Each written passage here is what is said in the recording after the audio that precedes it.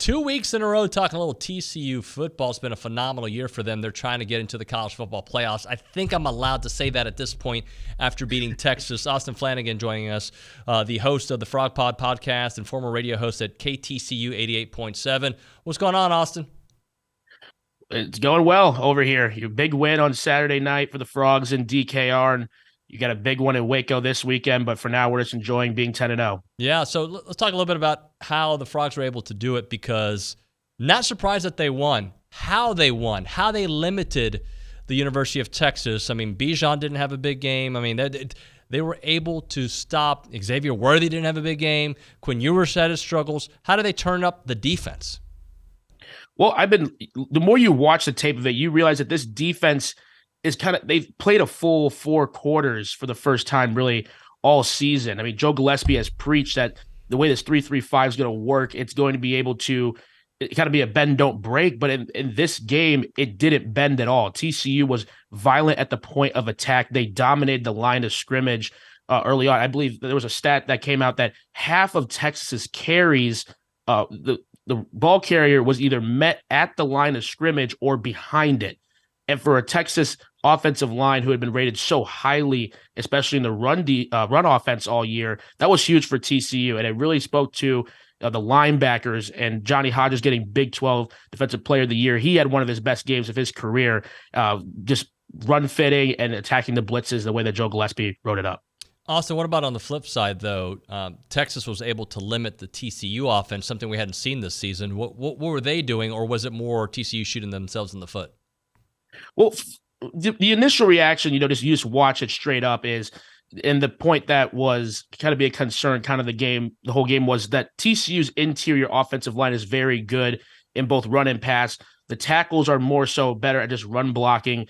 Andrew Coker had some struggles on one-on-one. Brandon Coleman, they sent kind of a delayed blitz every now and then that really caused some communication issues. So if you really watch it, the interior of the line held their own, and it was the tackles that kind of got broken down, and Texas more times than not were sending 6-7 guys and making TCU make quick decisions. And it took Garrett Riley a while to kind of adjust to that properly.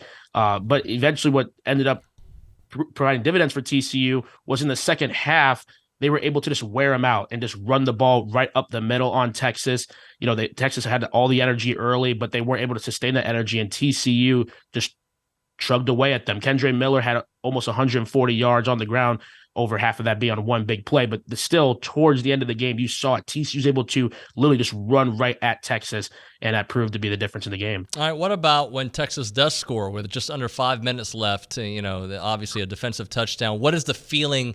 They're going to let one slip away, or it's no big deal. This game is in the back. What was that kind of emotional experience?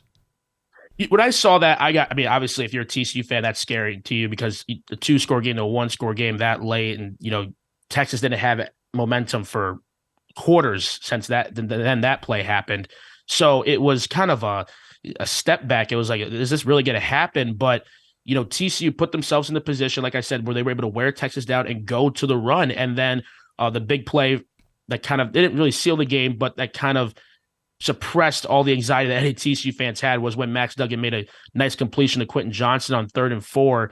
So, that play really shouldn't have happened. It was a simple miscommunication, mistake on Max and Kendre's part, but the TCU offense doing what they did best in the second half is what kind of brought that anxiety level down from that big play. So what challenges does Baylor present, and how big of a test is this one, considering the bulk of the schedule is done and you've got just a little bit more before that Big 12 championship? Yeah, the challenges Baylor is going to bring is the fact that this is a rivalry game, and no matter what either team's season is looking like, it's going to be a good ball game. Last year especially, the first game after firing Gary Patterson, TCU has a Baylor team that has playoff aspirations coming into Fort Worth. Max Duggan's not playing. You got to go to Chandler Morris in his first start for TCU. So just that factor, the rivalry game, going on the road to Waco is going to be tough. But from a schematics point, this Baylor front seven is very good. And TCU likes to run at teams, and this is going to be probably the TCU's biggest challenge, honestly, in all the front sevens they've played so far. So for TCU, I think what you got to be able to do is you got to go outside and find your plays on the outside, because it's not going to be like the Texas game where you're going to be able to rely on running up the gut as much. And you also got to keep Max Duggan upright. He took a lot of sacks in the Texas game. I believe there was 4 in the first 20 minutes of play. So that can't happen again. But I think that just the key mainly here is to anchor your offensive line needs to anchor itself, keep Max upright, and they got to be able to get to the outside and limit turnovers. If those things happen, I think TCU has a very strong chance on Saturday. I know that TCU has been close before, but is playoff talk now acceptable after the Texas victory, or still got to get through some hurdles before you can really start thinking of that scenario? Well, I mean, you're 10-0. You got to think about the playoffs, obviously. I mean, TCU, being 10-0 is a place in college football where you feel comfortable. And in most situations, you can lose a game and still feel like you have a shot. Knowing the committee and how they viewed TCU, I think TCU needs to go undefeated to win. But, I mean, you got a rivalry game versus a Baylor team that just took a really bad loss to a K-State team last week.